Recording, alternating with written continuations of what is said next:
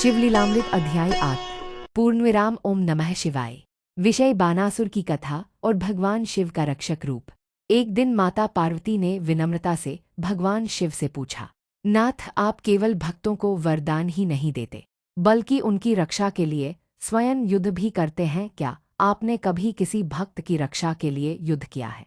भगवान शिव मुस्कराए और बोले, हे पार्वती, अब मैं तुझे अपने परम भक्त बानासुर की कथा सुनाता हूँ, जिसके लिए मैंने स्वयं भगवान विष्णु से युद्ध किया था।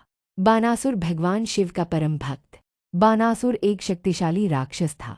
वह सहस्र भुजाओं वाला था और भगवान शिव का घनिष्ठ भक्त था। वह नित्य शिव की आराधना करता और शिव तांडव स्तोत्र का जप करता। उसकी भक्ति से प्रसन्न होकर शिवजी ने उसे वरदान दिया, जब भी तू संकट में होगा मैं तेरी रक्षा करूंगा। बानासुर की पुत्री उषा और अनिरुद्ध। बानासुर की पुत्री उषा ने सपने में श्री कृष्ण के पौत्र अनिरुद्ध को देखा और उसी से प्रेम कर बैठी। चुपचाप उषा की सखी चित्रलेखा ने योग शक्ति से अनिरुद्ध को महल में ले आई। जब बानासुर को ये पता चला तो वह क्रोधित हुआ और अनिरुद्ध को बंदी बना लिया। श्री कृष्ण का युद्ध और शिवजी का प्रकट होना। यह समाचार जब श्री कृष्ण को मिला तो वे सेना सहित बानासुर से युद्ध करने आए। शिवजी ने अपने भक्त बानासुर की रक्षा हेतु युद्धभूमि में प्रवेश किया। एक ओर भगवान विष्णु कृष्ण, दूसरी ओर भगवान शिव। एक अद्भुत युद्ध प्रारंभ हुआ। धरती कांप उठी, आकाश गूंज उठा। देवगण भी यह दृश्य देखकर चकित रह गए।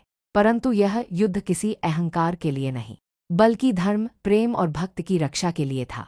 अंततः शिवजी ने देखा कि अब बानासुर की बुद्धि पर अज्ञान छा गया है। उन्होंने उसे समझाया, हे बानासुर, अनिरुद्ध कोई शत्रु नहीं, वह तेरा दामाद है। बानासुर को सत्य का बोध हुआ और उसने पश्चाताप किया। शिवजी बोले, भक्ति के साथ विवेक आवश्यक है। जो भक्त भी अपने हृदय को अहंकार और अधर्म से मुक्त रखता है, मैं उसकी रक्षा सदैव करता हूँ, चाहे उसे बचाने के लिए युद्ध ही क्यों न करना पड़े। इस अध्याय का सार। शिवजी अपने भक्तों की रक्षा के लिए किसी भी सीमा तक जा सकते हैं। बानासुर की कथा हमें सिखाती है कि अंध भक्ति नहीं, विवेकपूर्ण भक्ति ही सच्ची भक्ति है। भगवान शिव और विष्णु दोनों भक्तों के लिए सदा उपस्थित रहते हैं।